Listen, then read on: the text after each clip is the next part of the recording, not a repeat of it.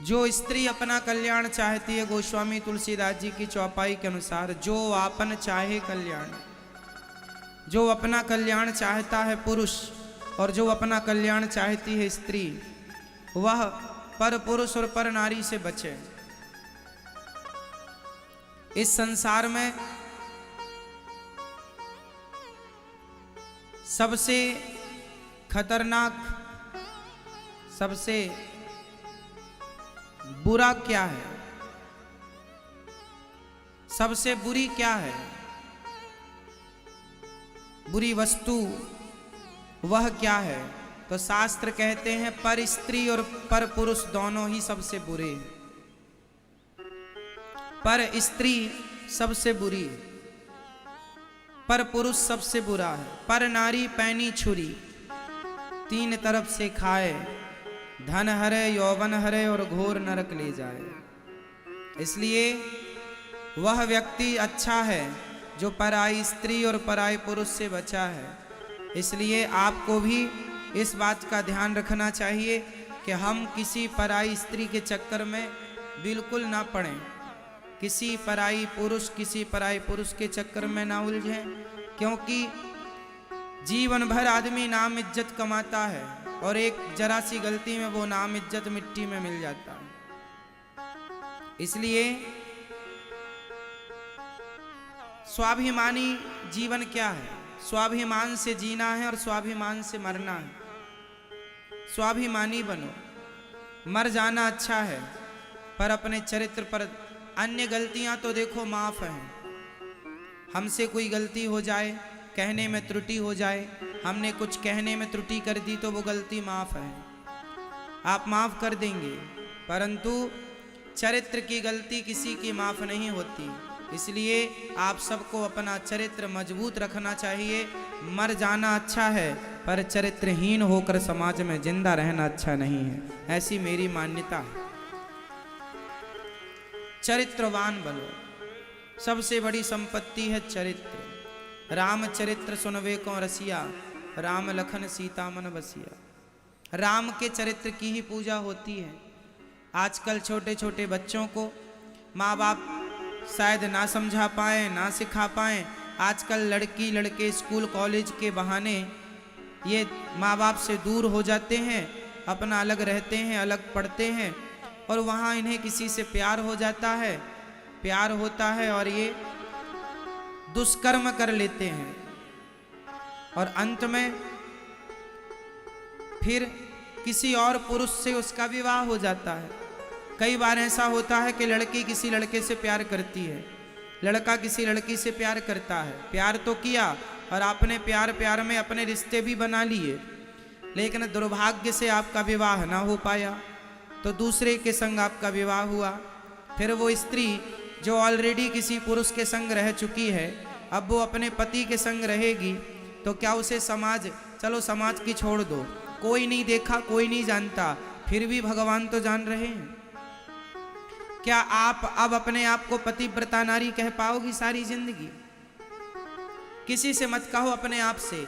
मैं आपसे झूठ बोल सकता हूँ, लेकिन हर व्यक्ति किसी और से तो झूठ बोल सकता है, लेकिन अपने आप से झूठ कैसे बोलेगा? कोई भी व्यक्ति अपने आप से झूठ कैसे बोलेगा? आप जमाने को झूठा बोल सकते हैं कि जी मैं शुद्ध हूँ गंगा की तरह, पर आप अपनी आंखों में आंखें डाल के बताइए कि आप ठीक हैं कि नहीं, आप पवित्र हैं कि नहीं। इसलिए हर लड़की को ये बात समझना चाहिए, हर लड़के को ये बात समझना चाहिए कि जब आप किसी की पत्नी बने तो बिल्कुल पतिव्रता नारी ही बने।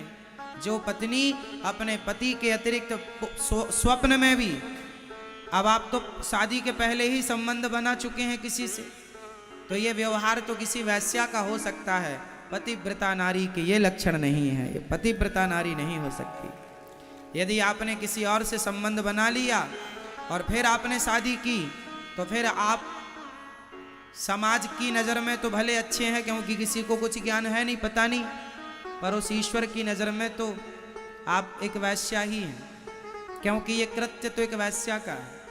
इसलिए कुछ गलतियां ऐसी हैं जो माफ नहीं हैं। खासकर रावण ने एक ही तो गलती की, सीता माँ को उठा कर ले गया, रावण ने कोई माता सीता के संग जोर जबरदस्ती थोड़ी की थी। क्यों जी? रावण कोई अपने कमरे में ले जाके थोड़ी माता सीता को रखा था। रावण ने केवल माता सीता का हरण किया, उनकी मर्जी के बिना ले जाके कमरे अशोक वाटिका में रखा। केवल नारी का, पराई स्त्री का गलत भावना से कोई पुरुष स्पर्श भी कर ले तो उस स्पर्श मात्र से भी उसका सर्वनाश हो जाएगा। यह रावण उदाहरण है इस बात का। पता नहीं लोग क्यों नहीं समझते, क्यों नहीं आप अपने बच्चों को यह शिक्षा देते कि वह चरित्रवान बने। आप अपने बच्चों को चरित्र की शिक्षा जरूर दीजिएगा। हर लड़की का चरित्र मजबूत हो, हर लड़के का चरित्र। पढ़ाई लिखाई करना बुरा नहीं है, पढ़ो, मन लगा के पढ़ो, पर पढ़ाई के नाम पर आप अपना चरित्र बिगाड़ लें, ये कौन सी समझदारी है? कितनी लड़कियां ऐसी हैं, एक लड़का लड़की मेरे पास आए, बोले महाराज जी हम दोनों प्यार करते हैं, शादी करना चाहते हैं। हमने कहा कर लो। बोले हमारी माँ तैयार नहीं है, लड़के ने बोला। मैंने कहा जब माँ तैयार नहीं है तो मत करो शादी, जहाँ माँ बाप कहें वहाँ कर लेना। नहीं महाराज मैं इस लड़की से बहुत प्यार करता हूँ। तो मैंने कहा फिर माँ बाप तैयार नहीं है तो फिर क्या करोगे? लड़के ने कहा मैं इस लड़की के संग तो शादी करूँगा, माँ बाप भले तैयार ना हो, मैं माँ बाप को छोड़ दूंगा। मैंने उस लड़की की तरफ देखा और मैंने कहा बहन देख रही है, जिस माँ बाप ने इसे पाल पोस कर बड़ा किया, जिस माँ ने इसका मलमूत्र धोया है, 9 महीने पेट में रखा है, ये अपनी माँ का सगा ना हो सका जिसने इसे जन्म दिया है, ये तेरा सगा क्या होगा? इसके चक्कर में ना पड़। जो अपने माँ बाप का ना हो सका वो तेरा क्या होगा? लड़कियों को लगता है अरे इसने तो हमारे लिए माँ बाप छोड़ दिए। नहीं, उसने इसलिए छोड़ दिया क्योंकि वो नालायक है, क्योंकि वो जानता नहीं कि माँ का बलिदान कितना श्रेष्ठ होता है बच्चे के लिए। ये लड़की 4 साल से तुम्हें मिली है, 4 साल के प्यार के लिए माँ का 20 साल 25 साल का प्यार छोड़ दिया। बताओ आपका पहला प्यार क्या है? आपका पहला प्यार कौन है? आपका सबसे मेरा सवाल बताइए, आप सबका पहला प्यार कौन था? बोलो, आपने पहली बार किससे प्यार किया था? चाहे लड़की हो चाहे लड़का हो, पहली बार वो अपनी माँ से ही प्यार करता है। क्यों, ये बात सही है? बोलो हाँ। हर बच्चे का, बच्चे में बच्चियां भी आ गई, बेटियां बेटा सब आ गए, हर बच्चे का पहला प्यार माँ होती है। और लोग कहते हैं पहला प्यार भुलाया नहीं जाता, तो कहाँ गए वो लोग जो अपने पहले प्यार को भुला करके किसी लड़की और लड़के के संग भाग गए और अपनी माँ को सदा के लिए छोड़ दिया? तो ये पहले प्यार को ही तो भूल गए। माँ ही पहला प्यार होता है हर बच्चे का, इसलिए अपनी माँ का कभी दिल नहीं दुखाना चाहिए, अपनी माँ का सदा आदर करना चाहिए, सम्मान करना चाहिए। जहाँ माँ बाप कहें कोई लड़का पसंद है आपको, कोई लड़की पसंद है, बता दो। माँ बाप को लगेगा कि योग्य है तो शादी कराएंगे, आपके योग्य नहीं है। आप बेटा वर्तमान की जानते हो, भविष्य बड़ा होता है। शादी, आप तो केवल शादी करना चाहते हो, प्यार करते हैं शादी, केवल शादी ही सब कुछ नहीं होता। शादी के बाद आने वाली जो आपकी संतान है वह कैसी हो, समाज कल को आपको बच्चे, कल आपके बच्चे जब समाज में जाएंगे तो उन्हें क्या सम्मान मिलेगा? अरे इसकी माँ तो भाग के आई थी। आपके बच्चों को भी ताना सुनना पड़ेगा, तेरी माँ तो भाग के आई थी, भाग के तेरी माँ ने शादी की थी, तेरे पापा तो भाग के शादी किए थे, माँ कोई और है पिता कोई और है, ये तो वर्ण संकरी है। समाज में सम्मान नहीं मिलता ऐसे लोगों को, इसलिए आप श्रेष्ठ बने। जात समाज से भी श्रेष्ठ हो, कर्म से भी श्रेष्ठ हो, श्रेष्ठ बने सब प्रकार से। किसान खेत में बीज बोता है ना, समझिएगा, किसान खेत में बीज बोता है तो जो फसल स्वयं काटता है वो बीज नहीं बोता, सोसाइटी से अच्छी क्वालिटी का बीज लाता है किसान और फिर खेतों में बोता है, क्योंकि जितना अच्छा बीज बोएगा उतनी अच्छी फसल आएगी। बस यही है, माँ बाप जितने संस्कारी होंगे उतने अच्छे संस्कार का पुत्र पैदा होगा। माँ बाप वही है, एक खेत है, एक बीज है, और फिर फसल है संतान। फसल कौन है? फसल कौन है? संतान। अब आप जैसे होंगे फसल वैसी होगी। कई बच्चे बिगड़ जाते हैं, क्यों बिगड़ गए? क्योंकि कहीं ना कहीं गलती माँ बाप की है। बच्चों के बिगड़ने में गलती किसकी? आप लोग तो एक ही गाना गाती हो, महाराज हमारा बेटा सुनता नहीं है। यदि आपका बेटा नहीं सुनता तो आप असफल माँ बाप हो। आपका बेटा आपके कहने पर नहीं चलता सही रास्ते पर तो आप असफल माँ बाप हो। अरे एक मदारी भी बंदर को वश में कर लेता है, बोलो हाँ या ना? एक मदारी भी बंदर को वश में कर लेता है। सर्कस का मालिक शेर को वश में कर लेता है, हाथी को वश में कर लेता है। जब हाथी, शेर और बंदर को वश में किया जा सकता है तो तुम कैसे माँ बाप हो अपने बच्चों को अपने वश में ना कर पाए? इसका मतलब आप असफल माँ बाप हैं। यदि आप ये कहते हैं कि महाराज मेरा बेटा मेरी नहीं सुनता, तो ये आपकी कोई उपलब्धि नहीं है। आपको ये आपकी हार है, नाकामी है, आपकी अज्ञानता है। आपने अपने बच्चों को वो संस्कार दिए नहीं जो आप देना चाहिए था आपको। माँ बाप के द्वारा बच्चों को ऐसे संस्कार दिए जाएं कि बच्चे कभी रास्ता भटकने के पहले लाख बार सोचें कि हम ये रास्ते पर चलेंगे तो उसका परिणाम क्या होगा। कोई भी रास्ता पर चलने के पहले उसके परिणामों पर नज़र जरूर रखनी चाहिए कि हम ये काम करेंगे तो इसके परिणाम क्या होंगे। हम इस रास्ते पर चलेंगे तो इसके परिणाम समाज पर क्या असर होगा, औरों पर इसका क्या असर होगा। ये दास अनिरुद्ध, यदि मैं शराब पीने लग जाऊंगा तो बताओ मेरे शराब पीते ही हमारे देश के तमाम वो लोग शराब पीने लग जाएंगे जो नहीं पीते कि अरे अनिरुद्धाचार्य जी पीते हैं तो हम भी पिए। मेरे एक गलत निर्णय से मेरे संग 1000 लोग गलत निर्णय ले सकते हैं और मेरे एक सही निर्णय से 1000 लोग सही निर्णय ले सकते हैं। इसलिए ये मेरी जिम्मेदारी है कि मैं किस रास्ते पर चलूं और अपने अनुयायियों को किस रास्ते पर चलाऊं।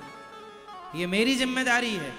पिता श्रेष्ठ है तो आप श्रेष्ठ हैं तो आप सही रास्ते पर चलें और अपनी संतान को उसी रास्ते पर चलाएं। राजा श्रेष्ठ होगा और राजा श्रेष्ठ रास्ते पर चलेगा तो प्रजा भी उसी रास्ते पर चलेगी, और राजा गलत गया तो प्रजा भी गलत जाएगी। इसलिए बड़ों का धर्म है कि वो सही रास्ते पर चले। अब बड़े बड़े लोग जुआ खेलते हैं, बड़े बड़े लोग शराब पीते हैं, तो बच्चों का क्या दोष है? बोलो।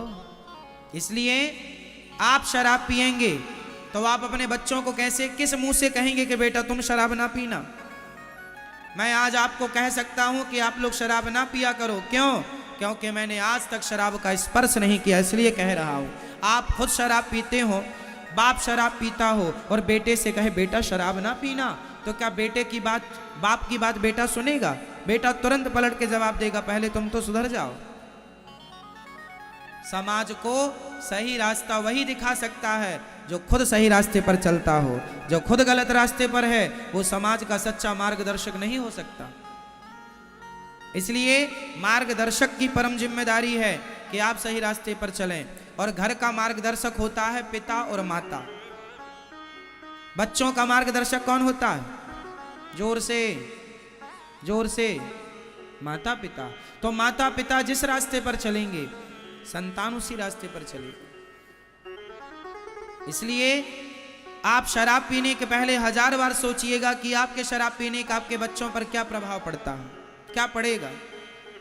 आप मांस खाने के पहले 1000 बार सोचिएगा कि आपके मांस खाने के दुष्परिणाम क्या होंगे आपके बच्चों पर। क्या ये मांस खाना, शराब पीना क्या सही है? क्या झूठ बोलना, निंदा करना, चुगली करना, ठगना, लोगों को लूटना, क्या ये सही है? ये निर्णय आपको करने हैं। और यही रास्ते जो आप आज अपना रहे हैं, हो ना हो कल इसी रास्ते पर आपकी संतान चलेगी। 100 में से 90% बच्चे अपने माँ बाप के रास्ते पर ही चलते हैं, सिर्फ 10% बच्चे रास्ता चेंज करते हैं। आप इस बात को मानते हैं कि नहीं? बोलो हाँ या ना, जोर से। लगभग डॉक्टर का बेटा डॉक्टर, एडवोकेट का बेटा एडवोकेट, जज अपने बेटे को जज ही बनाना चाहेगा। मतलब हर फील्ड का आदमी श्रेष्ठ बन करके अपने बच्चे को भी, संतान को भी वही बनाना चाहता है। 90% सफल भी हैं, ओनली 10% अलग ट्रैक पकड़ लेते, अलग रास्ता। तो पहले आप श्रेष्ठ बनो, फिर उसी श्रेष्ठ रास्ते पर अपने बच्चों को चलाओ। यही एक माँ बाप की उपलब्धि है। श्रेष्ठ माँ बाप वो नहीं है जो बच्चों को पैदा करके छोड़ दें, जाओ बेटा मुंह मारो कहीं भी। ये तो सुअरों का काम है।